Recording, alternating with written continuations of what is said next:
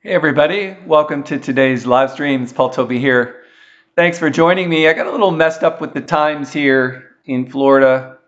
Obviously, I'm not in my office at the current moment, which means that we don't have a piano today, so we're going to have to improvise. Anyway, I hope you're all doing fine. Thanks for joining me. Just a quick check on the sound. Please let me know that you can hear me okay. I would appreciate that very much.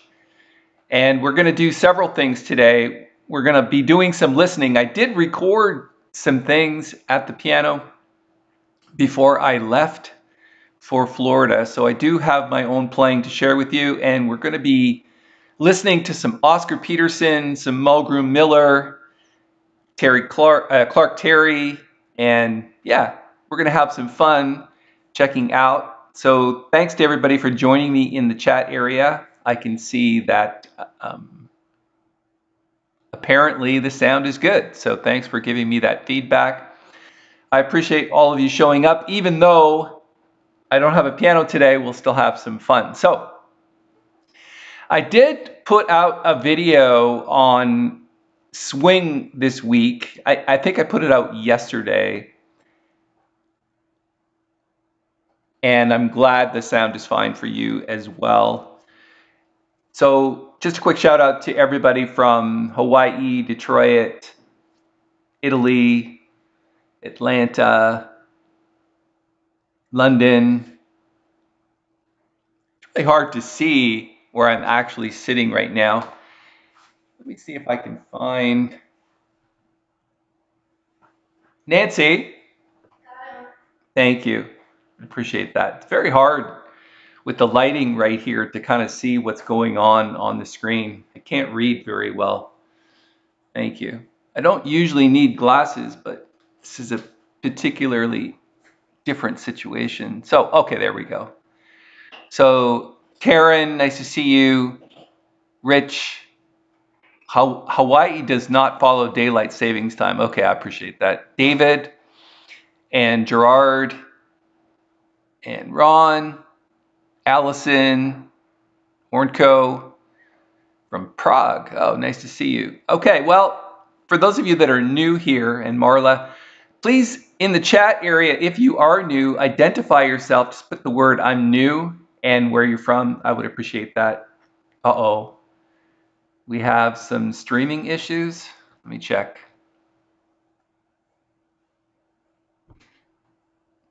According to my stream, it says excellent connection. So if I could get some feedback on that, that would be great. I'm not sure if anyone else is having that problem. Not frozen for Ron. Okay, so whoever it's frozen for, it seems to be your own connection. All right. So let's start off and actually what we should do probably first is the draw for the next Quartet app. And for those of you that have just registered this morning after I sent an email to everybody, you're still in the draw. So that's good. If you're not in it, like right this second, if you joined like a minute ago before the live stream started, you're not going to be in the draw. But you can be in it for the next couple of weeks. So there you go. So what I'm going to do is let's do random number generator. And can I get a drum roll, please? Oh, I lost my list. I don't know how that happened. Let me go back here. Maybe it's here. Nope, that's not it. Oh, there it is. Okay, so I have to put in the numbers between this and this for the new people. And 61 is the number. I'm not sure why all the numbers are below 200, but okay. Let's check and see who 61 is, which should be right here.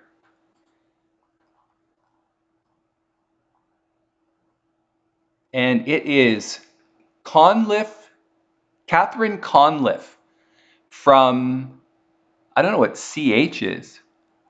Bluewin.ch. Can somebody tell me what CH is in terms of country? Is that China? It could be. Catherine Conliffe from CH. I don't think that's a state.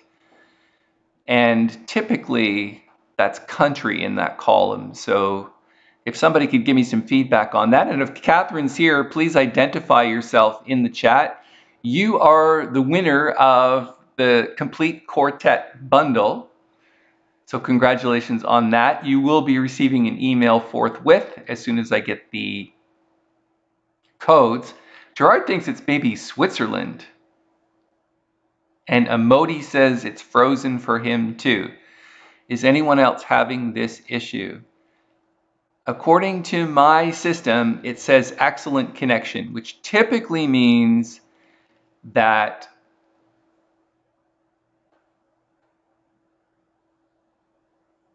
okay, CH is usually Switzerland, so thanks, Ron. So if anybody's having connection issues, I'm not sure why some of you are and some of you are not. I don't think that has anything to do with my end. So if somebody else could confirm that for me.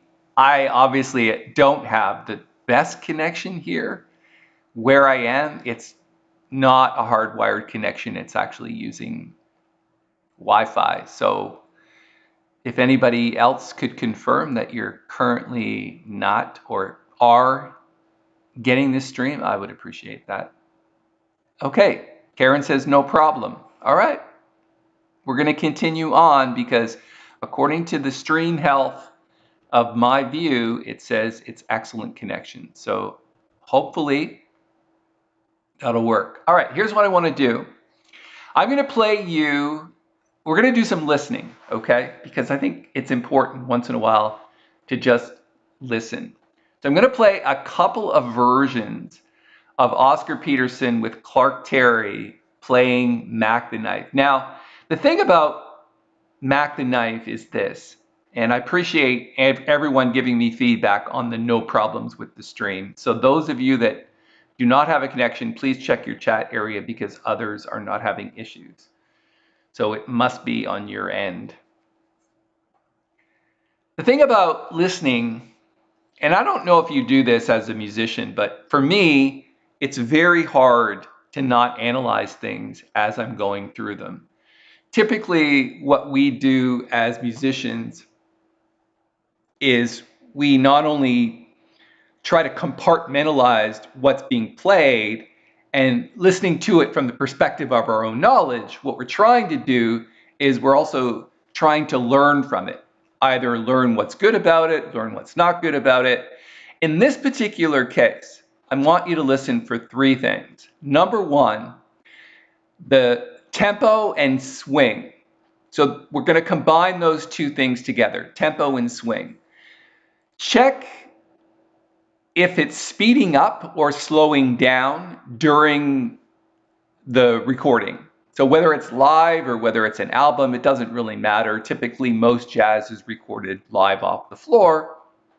So therefore, if the band is speeding up for a particular tune, which I will give you a little hint, in some of these examples, it's incredible the amount that it speeds up, but I hope you can hear that. So I don't want to give anything away, but I want you to listen for that. Like what's actually happening with this, with the pace of the band.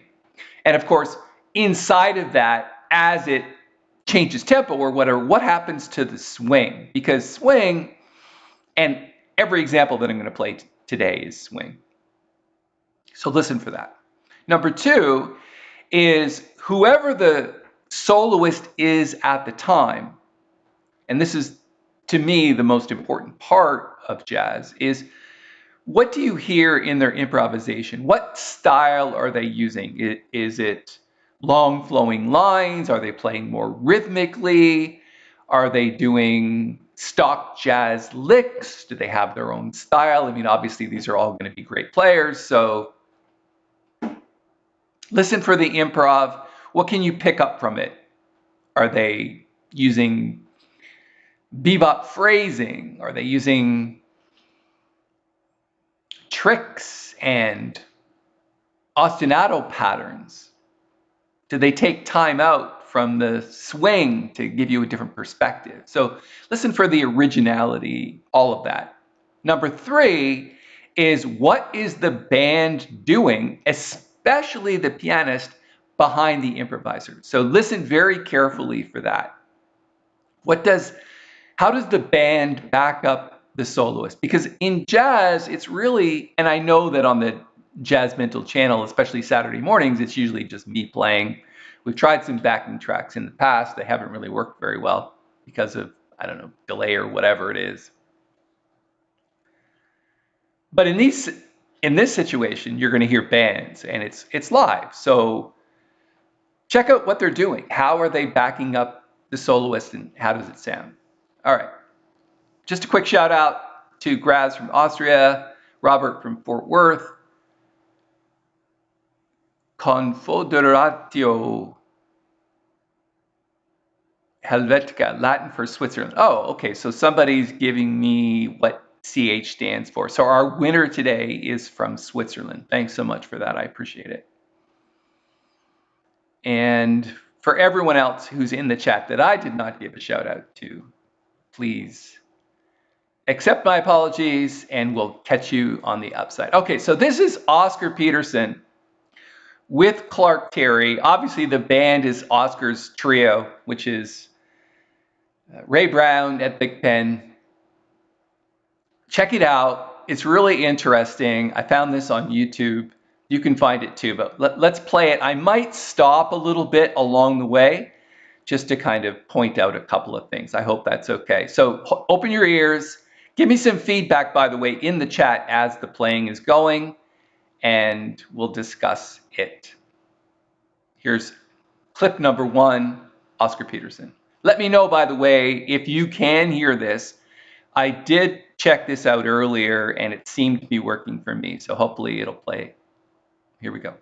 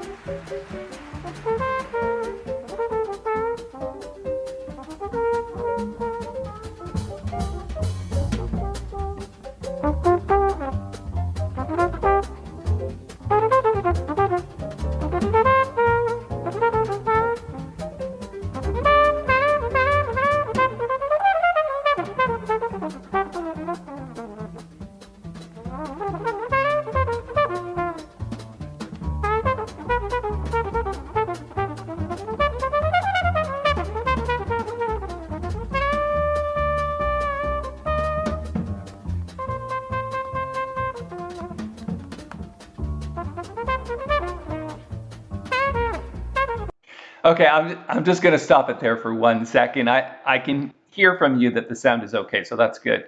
I'm going to roll it back just a second. I asked you specifically to listen, obviously, for the soloist, but also what is happening in the background. And it's interesting what Ray Brown just did at that point. Whenever a soloist leaves space, it sounds like the end of a phrase. Our job as compatriots in the band, bandmates, if you were, is to fill space. I want you to hear what Ray Brown does at that moment. I'm going to go back here. Hopefully not too far.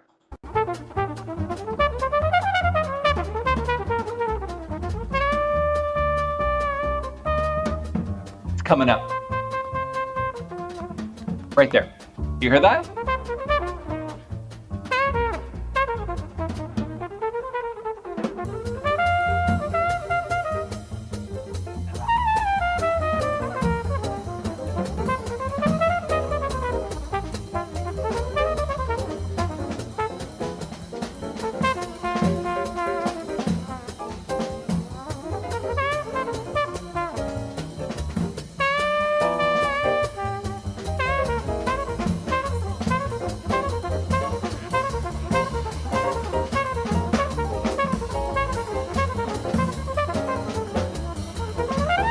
There's that. sort of ostinato playing. It's like a break from lines just to kind of repeat something. Sounds kind of cool. You know, he just got this really, really cool sound. I love Clark Terry's playing.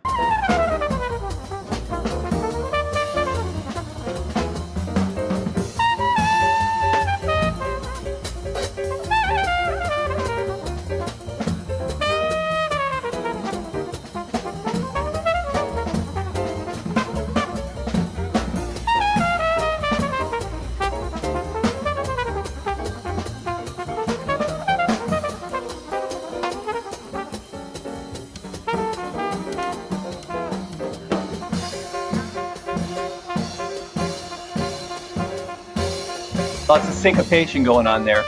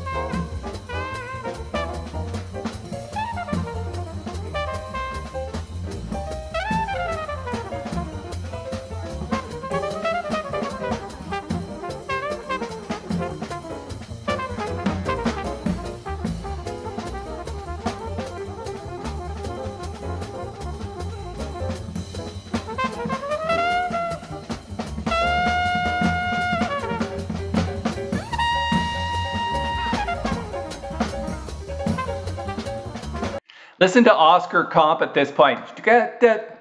He's like playing this syncopated rhythm behind.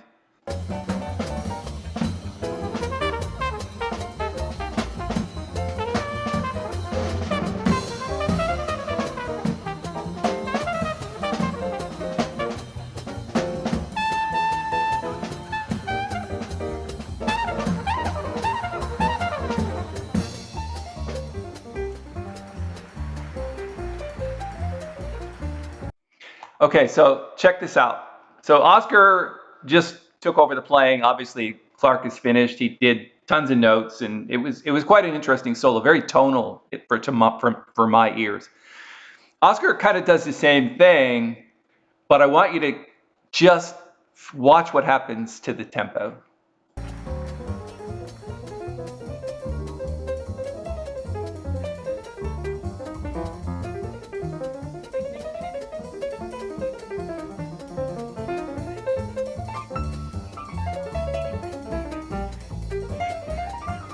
He's fixing his tie while he's playing.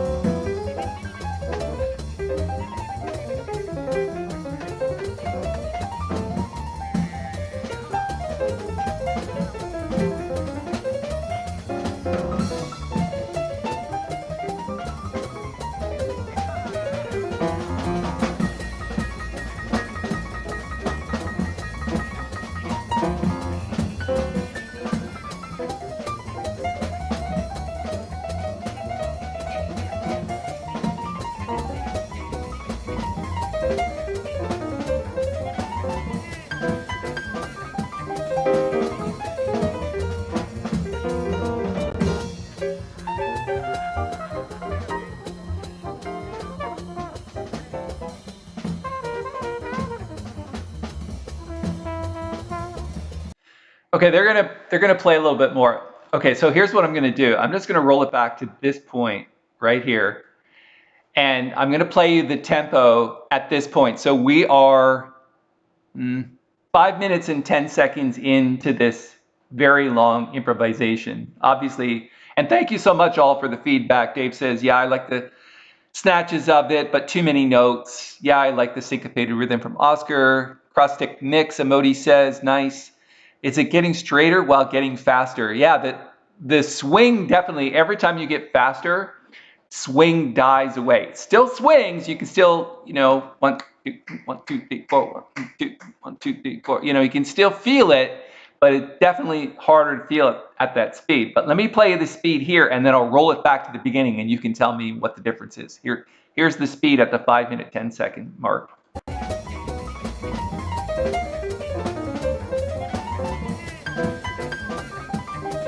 Let's roll it all the way back to the beginning, and I want you to hear the tempo now.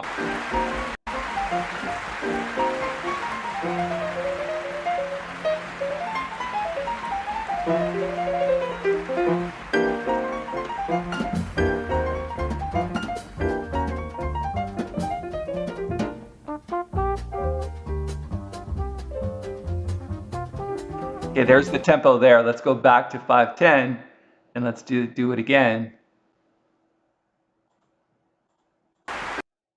Go to here.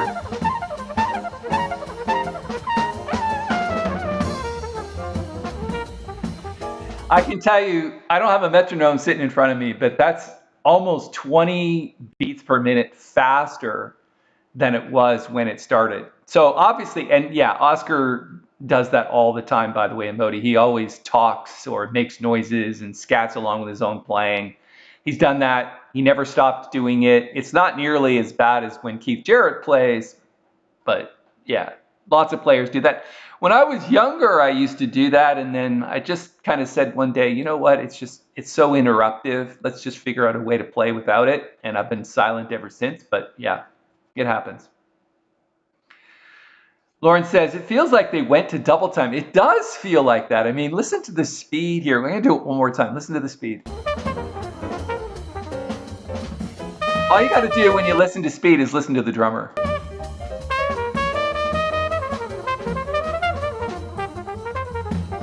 And let's go back to the beginning.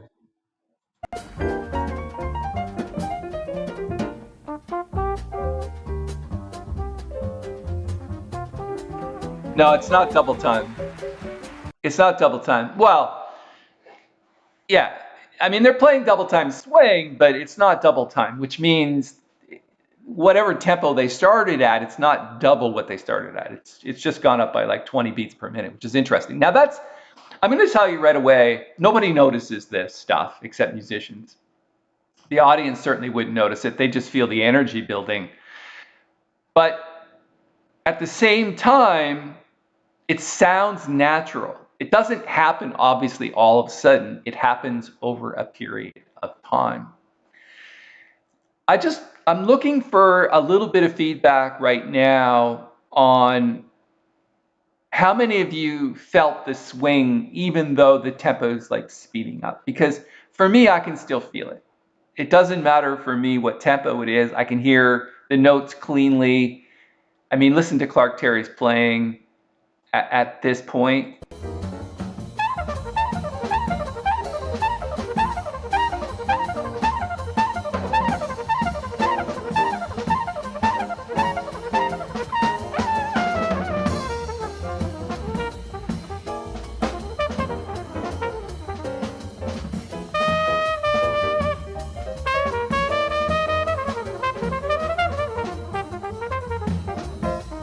Just a great set of lines there. So, okay, that was fun. The next thing I want to do is I'm going to compare that version to a recorded version done by the same band. It's exactly the same band. Now, I don't know how far apart these things were recorded, but I think it's possible that when the album was recorded, this is the tour. What we just saw was the tour following up the live album.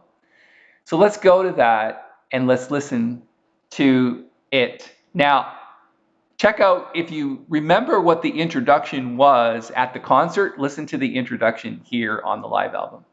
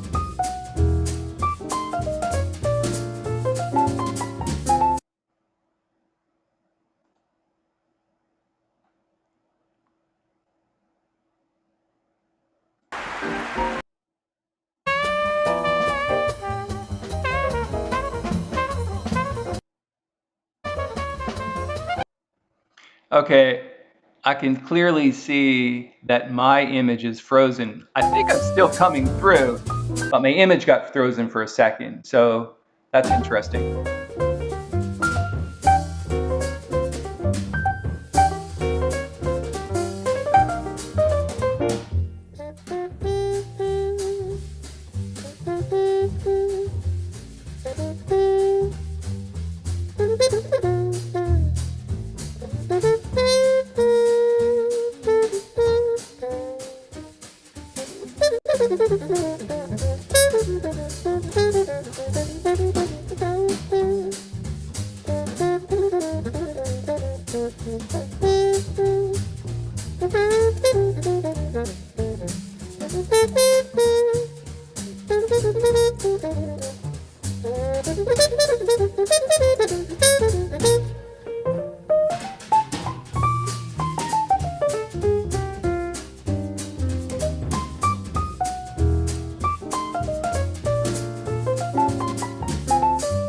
Opa-doop-dee-da-da. I love those kinds of lines from Oscar. He has a great sense of melody, even when he's playing at these types of tempos. I noticed a lot of comments as we're going through this. People prefer this version. I mean, it's six and a half, one dozen of another. It's like people prefer the energy of faster tempos. Some people like to listen to individual notes. Some people just get confused by jazz altogether. In fact, I had a friend who taught jazz at a blind school, and he was doing a jazz appreciation day, and the kids were around 10 to 12 years of age, and he was he played some Charlie Parker. And he asked for some feedback after they were finished, and one kid stands up, raises his hand, stands up, and he says, "Well, you know, that sounds great and everything, but they all sound so confused." I've always laughed at that because to people whose ears are not trained, it's obviously not us, but to people who don't listen to jazz and haven't got some training, it does sound confusing. So this is definitely a much better tempo for that type of audience, for sure. Now, obviously, when you start slower, it's a lot harder to speed up tempos too. So obviously the tempo is going to remain a little bit more consistent. Let's listen a little more.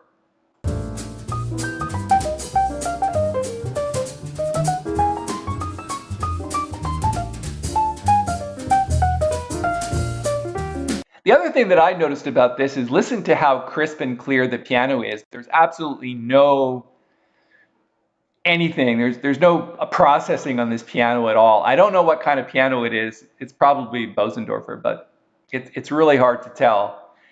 I don't have this album, so I couldn't read the liner notes. So I actually looked for it. I couldn't find it. But anyway, check out how clear the sound is.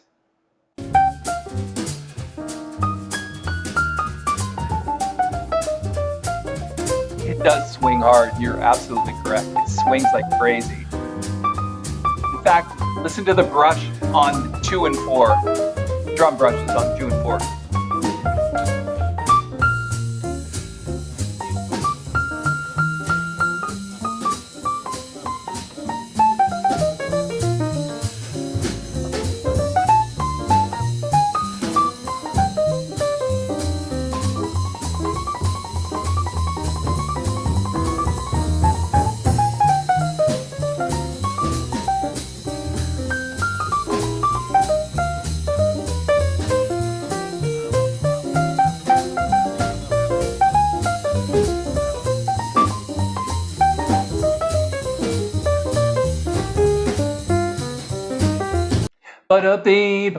So that's a pretty good example of a piano player trying to bend notes. When you play wrong notes on a piano, and we talked about this in many sessions, just make it right. I unfortunately I don't have this thing that can turn it back like 10 seconds, but let's go back and see if we can. So 340, back a little bit. 328. Okay, let's see about this.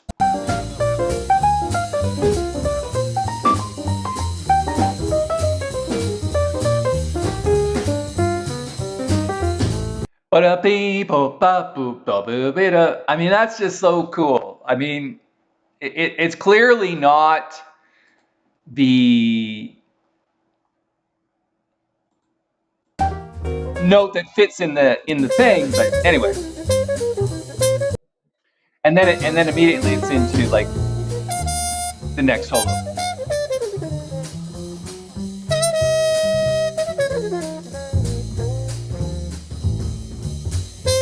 So let's compare the tempo here. We're at the 4-minute mark approximately. Let's compare the tempo here to the tempo at the beginning. So let's feel it here. And remember, it's like always 2 and 4, right? That's, you have to feel that. So just feel what it's like on 2 and 4. Listen to the swing brushes hit on 2 and 4.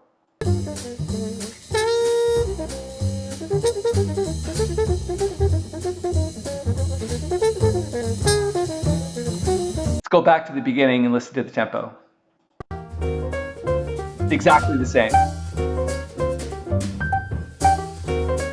Might be slightly faster at the 4-minute mark, but not by much. Gonna go there now. Yeah, it's just a tad, maybe 2 beats per minute faster, but not much.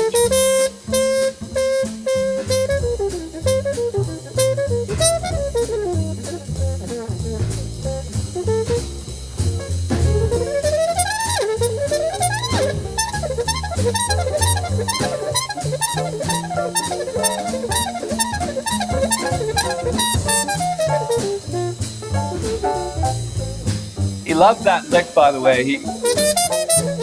Just turn that down.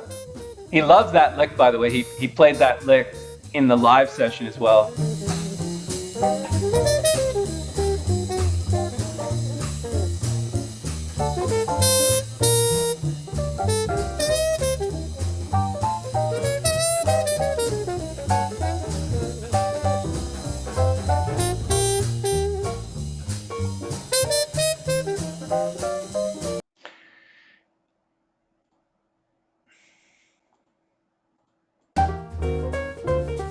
So the thing I find interesting about both of these versions is that, and I'm just going to read some comments in a second. I've been reading a few of them as we go along, but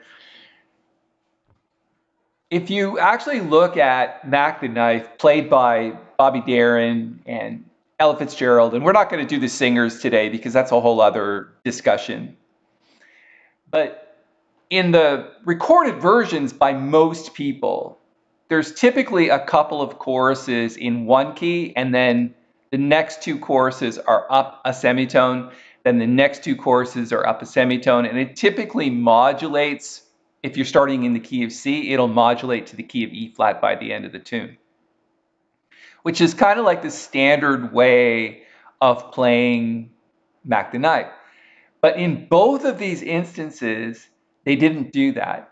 They stuck with the same key throughout. They didn't modulate both times they played it in the same key, which I find interesting because that's not really the standard way of playing Mack the Knife. Now, I'm not saying there's anything standard about jazz, but I just found it interesting that they didn't do that. I can tell you this, I know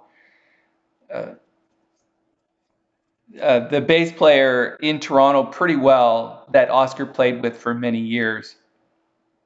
And I had a discussion with him one day, and he was basically saying Oscar would hit the stage, and I can't think of his name right now. For some reason, I'm having a senior's moment. Dave Young. So I'm talking to Dave Young one day, and he says when Oscar would hit the stage, he would start playing and not tell you what the key was, which he did in the live version. He just starts playing, and everybody's supposed to kind of like figure out what he's doing.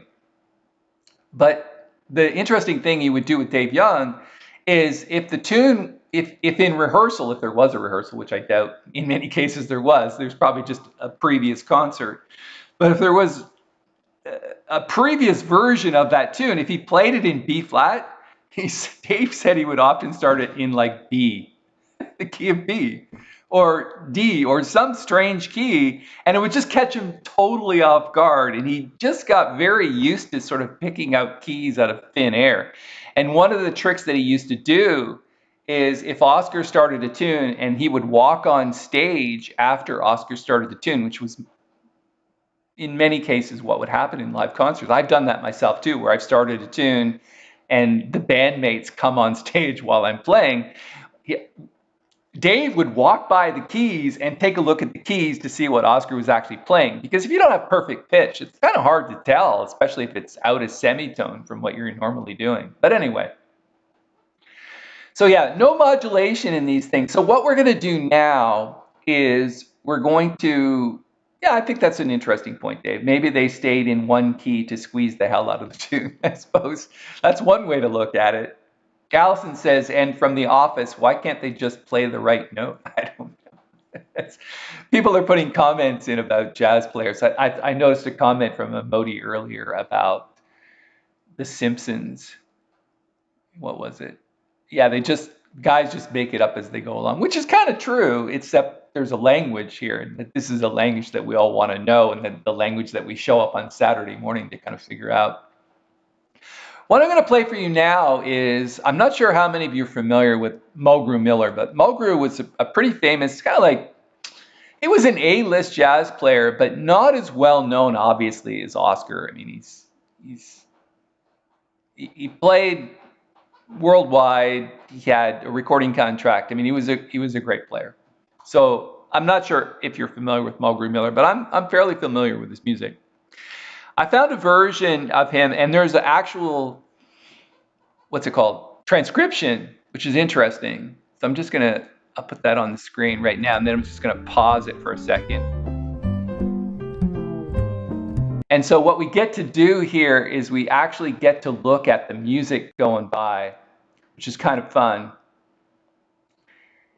Hopefully, maybe I'll have to take my photo off the screen while we do this, at least partially, so we can see the music that's passing by. So I talked about the key changes. I think it's interesting what he does in this tune. Now, there's no bass player in this version, which is cool. So it's up to the guitar player to sort of keep time. And you'll hear the guitar player sort of strumming along in the background. But the interesting thing is, Mulgrew is one of those modern players that has bebop language under his fingers, and you can see it written. I mean, obviously, if you're looking at your screen and you're looking at like the first line, I mean, this is very bebop language. But he also has this modern way of playing a lot outside, which means sidestepping the key. And it's interesting because when he does that, because it's not a drummer keeping time, it's a guitar player keeping time, to me, they kind of clash a little bit, because the guitar player is not, you can't be fast enough if you're playing strumming on the guitar to keep time. You're not going to hear that, and you're not going to be able to react to it even if you do hear it. So let's check this out. I think it's fun. It's only one, like, obviously it's several choruses of solo, but we're not going to listen to everybody else. This is just Mulgrew Miller's solo. So let me wind it back to the beginning, and we'll listen to it.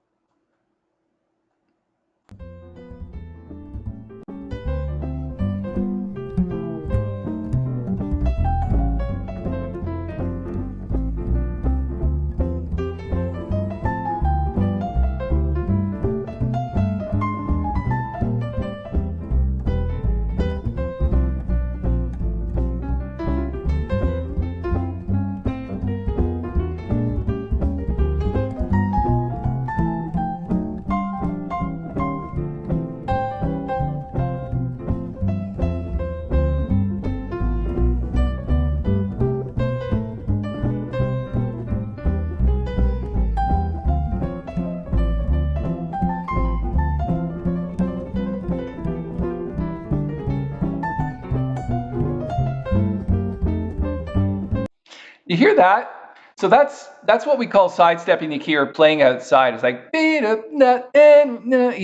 he's like playing the same line, but just kind of backing it off, or playing it a semitone lower in the second time on the same line. So let's go back just to, I think, here. Listen for those playing outside things. They really, I mean, it sounds cool, but it clashes with the bass and the drum. So, sorry, with the bass and the guitar player.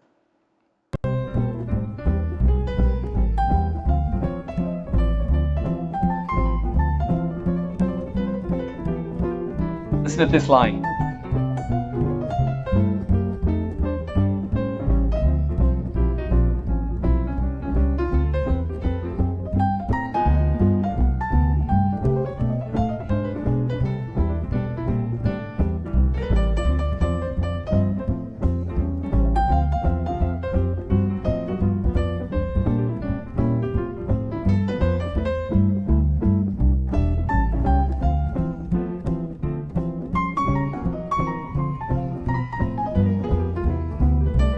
So look at that line where he's starting on E flat. So it's interesting.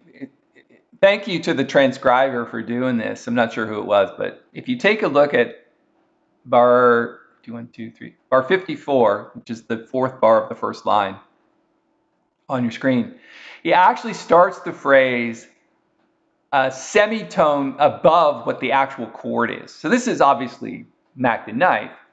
But he actually starts the phrase on an E flat 7 chord and then goes to D minor, which is cool when you think about it. I mean, it's not something that a lot of players would think about doing. In fact, if the advanced players want to learn a little bit more about this, we can do that in our monthly session. But it's definitely a very advanced way of playing, to start a phrase on the wrong chord, but then resolve it during the phrase, which is kind of fun. So let me see if I can roll that back just to here.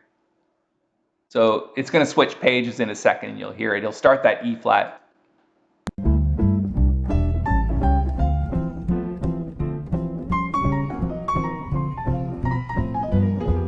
Cool, right?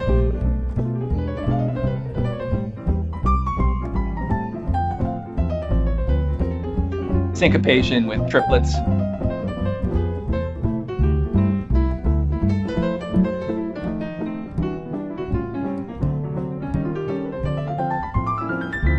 Whole tone scale.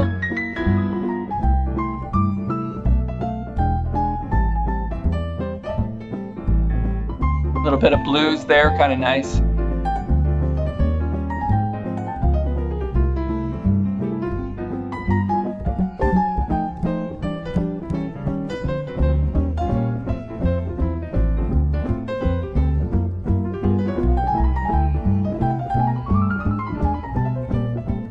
Nice line there.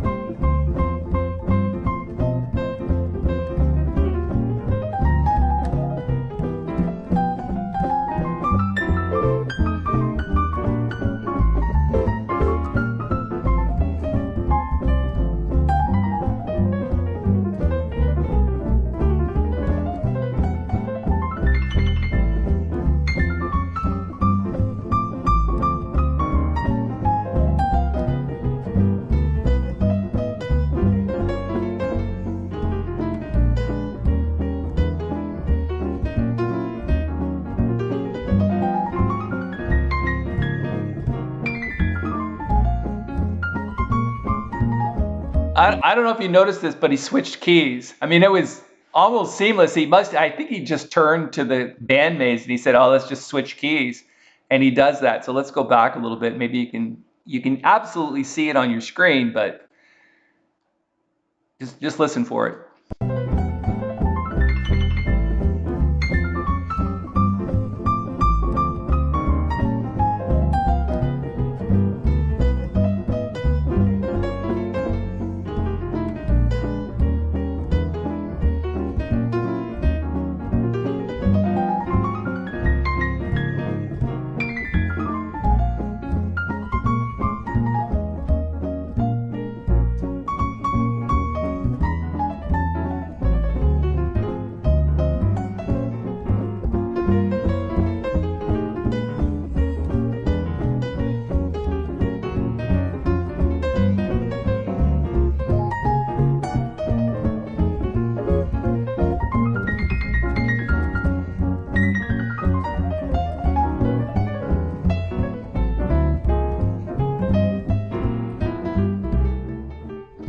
And you can hear that at the end, right? When he switches back to the key of C. Now, can anyone tell me what key he actually went into?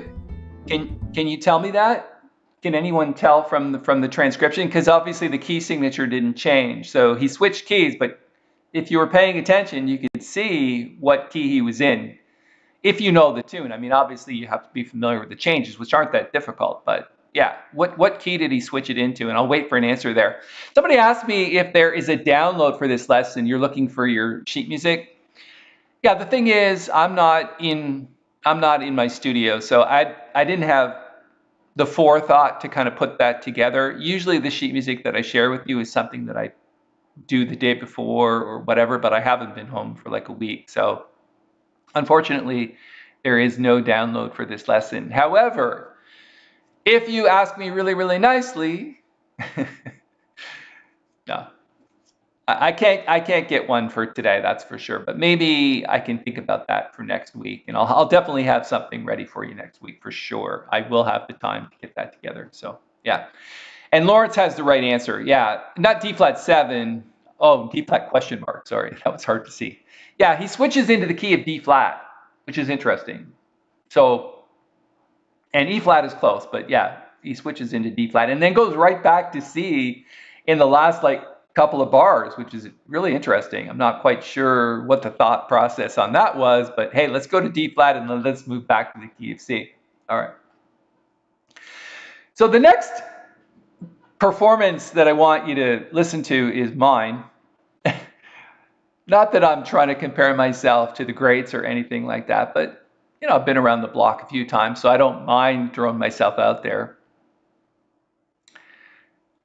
Modi, thanks for hanging out. I appreciate that. Wishing Nancy a great vacation. Yeah, we are definitely convalescing and soaking up some sun for sure. It's quite cold where we are in Canada, so yeah. Anyway, we'll see you again. Thanks for hanging out with us. I appreciate that. I was saying that I'm going to toss my own hat into the ring here. The only difference between me and the other players is this is a recorded version, but it doesn't have a live band. Now, the great news about that is that I'm using the Quartet app, which is actually real musicians. So even though they're not following me around, I have to follow them around because, of course, it's pre-recorded. It does switch keys. So it starts in the key of C, which most of these guys played it in. And then we're going to switch to the key of E flat eventually. So it's going to go from C to D flat to D to E flat, and then it's going to end on C, which is kind of fun. Rich says, to my ear, these sound great, but typical rhythm change versions, heavy improv after the head. Anyone heard George Shearing's beautiful rendition? Yeah, I have. And in slow minor. It's interesting for sure. Rich, so in the style of Moonlight Serenade, very different. Also, you should check out Liberace's version. He plays it in 3 different styles. He plays it like bossa nova. He attempts swing, but it's kind of like bright backwards swing. And I can't remember what the other one is, but it's on YouTube. You should check that out too. I listened to it yesterday, so it's kind of fun. All right, let's listen to me. Again, the bass and drums are pre-recorded, so I have to follow them up the keys. It's going to be 2 choruses of each key, and let's listen to that. And you can provide feedback if you like while we're going through it. Definitely very different than what we've heard so far, but I think that's what we're trying to do today. It's like, let's listen for this swing. Let's see how it swings. Check out the sort of halftime feel and then straight ahead feel in this version.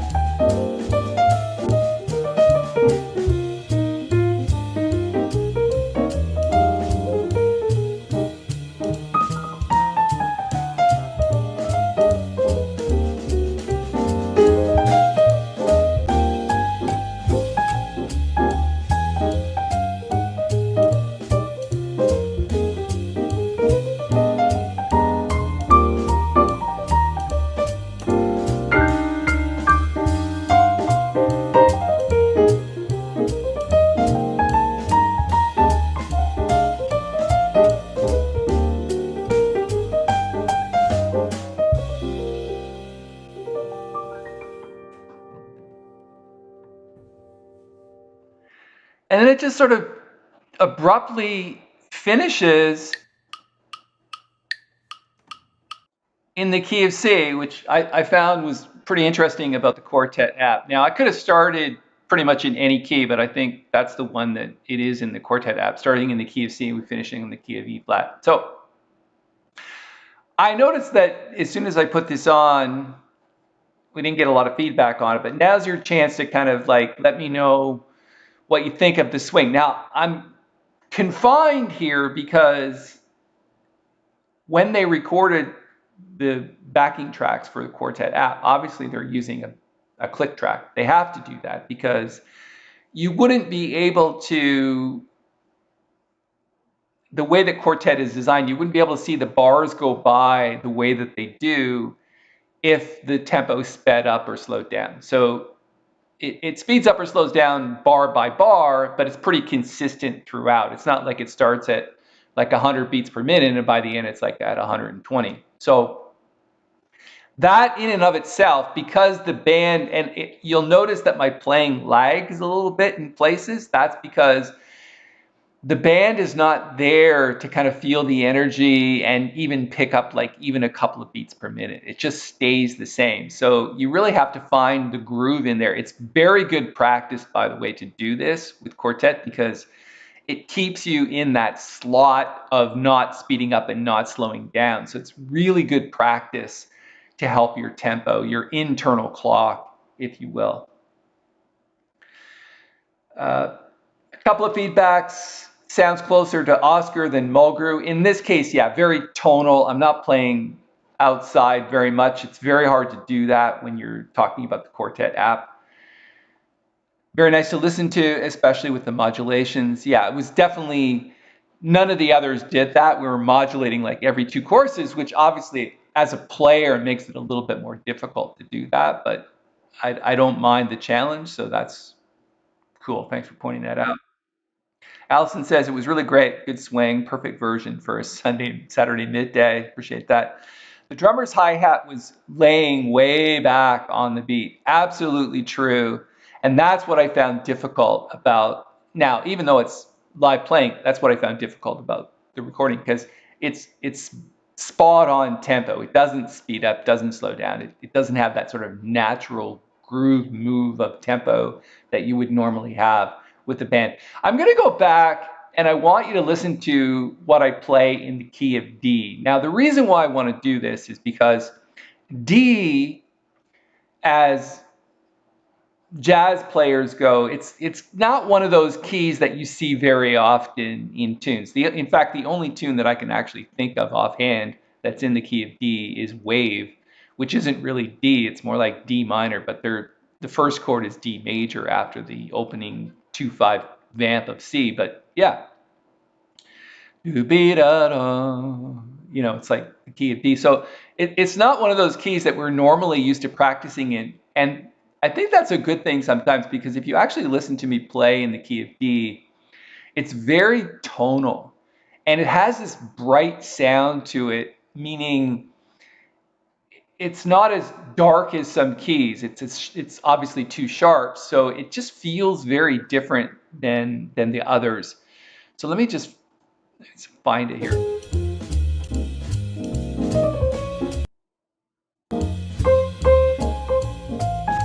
So we're currently in D flat.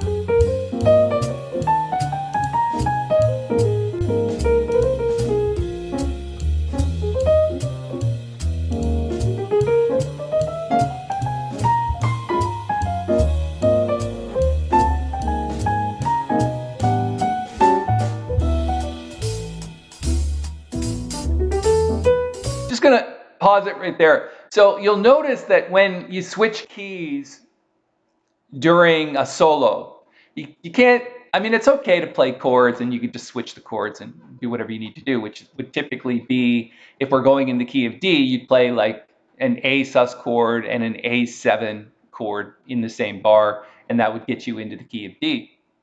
And you would obviously do that in the last bar of whatever the previous key was, which is D flat. But if you're in a solo, it's a little more I'm not going to say complicated, but it's a little more fun if you not just change the chord, but you change the lines. So play the line in the key of D flat, which in this case is da, ba, ba, ba, da, some kind of bebop line, and then switch the key with the same lick in the new key. But you'll notice that I actually play the lick down instead of up. So we're actually going from the key of D flat to the key of D, but I play the lick down a semitone versus up a semitone, which is interesting. Let's check that out.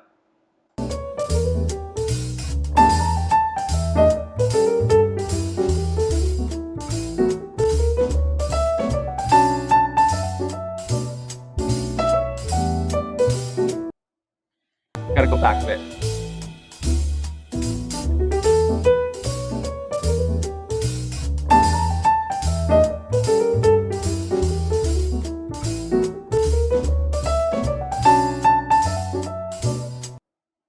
No, I missed it here.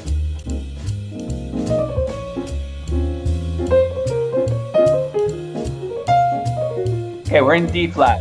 It's coming up.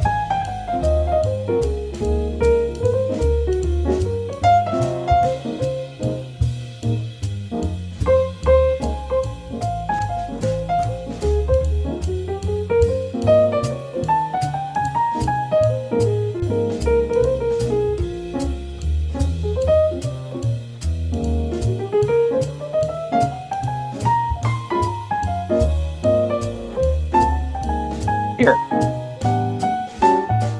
Right there. Did you hear that? That was the transition. It's fun to do that. Listen to in the key of D now.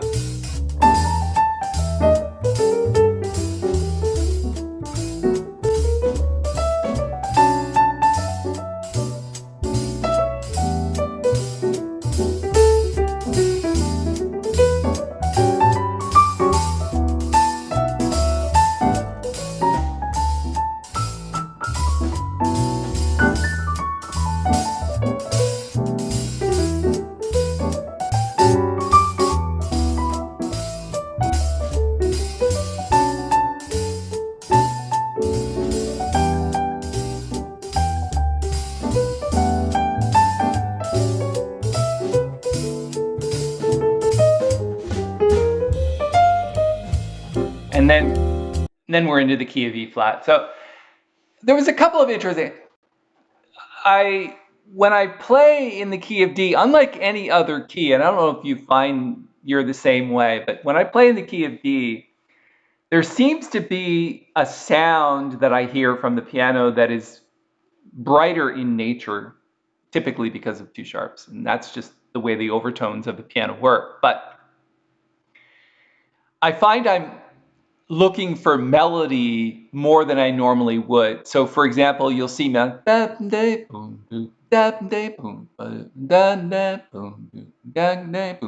just kind of looking for these.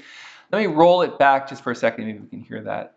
2-5, 230.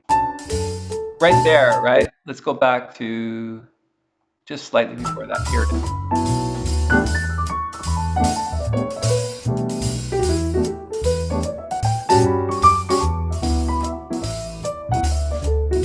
Here.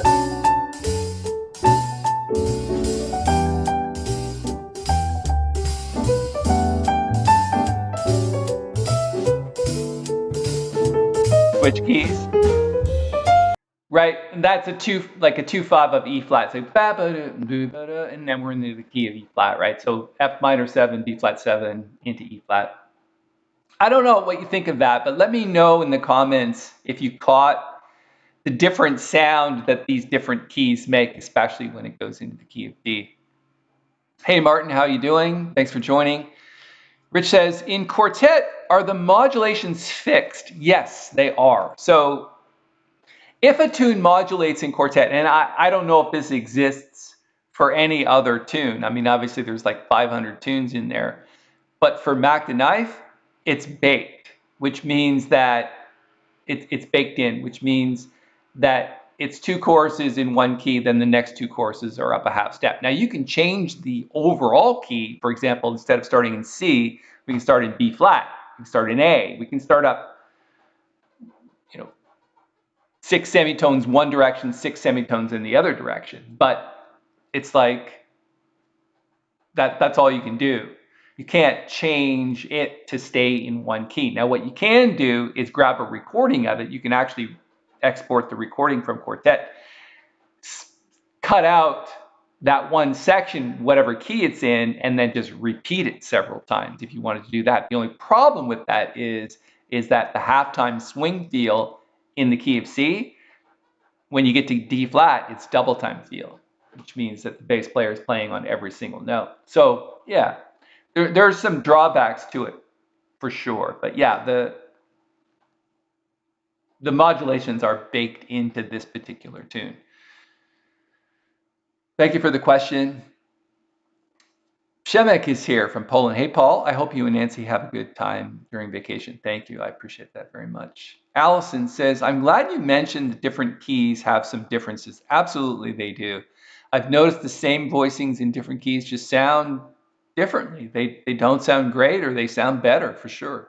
That's the way it is with the piano. It's like overtones. Now, even on a keyboard which doesn't have overtones baked into it, the piano, the keyboard is still going to sound different in those keys as well. It's just not going to have the striking overtones that a piano would. I don't know if you know what an overtone is, but it's basically like, I don't know what the clinical description is, but when you mix notes together, there are overtones from mixing those notes that the ear can perceive that are kind of in the background, that make a chord sound rich, that make it sound thin, all these different types of overtones. So mixing notes together, even a single note has overtones on a piano. If you actually tune a piano and you play the lower bass notes, you don't often tune it from the note itself, you tune it from whatever the overtone from that note is.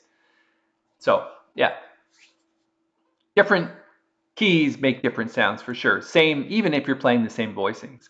Obviously, some are going to be higher and lower, which automatically changes it, but it's mostly the key that makes the difference. Rich watched the modulations video. You can actually do that too as well. I put out this video on how to easily modulate from one key to the next. I don't really talk specifically about how to play in different keys. That's information for another day, but I talk about how to consistently think about the modulation and what chords work best in that scenario, which is essentially 2 chords, which is the 5 sus chord and a 5-7, whatever, 5-7 flat 9, or whatever chord you decide to use on the 5-7 chord. You can use tritone substitutions as well. That will work too.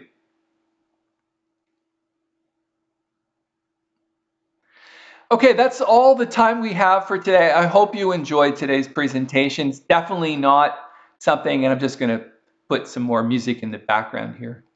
Maybe we can do that while we talk ourselves out. So thanks for hanging out with me. I super appreciate it. You've been more than gracious to give me the time away from the studio and to have a little vacation here with Nancy in Florida. Thank you, by the way, to Michelle for loaning us your lovely home, which has a pool and everything. It's just loving it here. So thanks to Michelle Tavares for that. I appreciate it. And I look forward to seeing all of you next Saturday, same time, same place. And we'll learn something else next Saturday. Hopefully I'll have some sheet music ready for you next week. And if you're on vacation or having some time away, or you're just chilling on a Saturday, make it a good one. On behalf of Nancy and myself here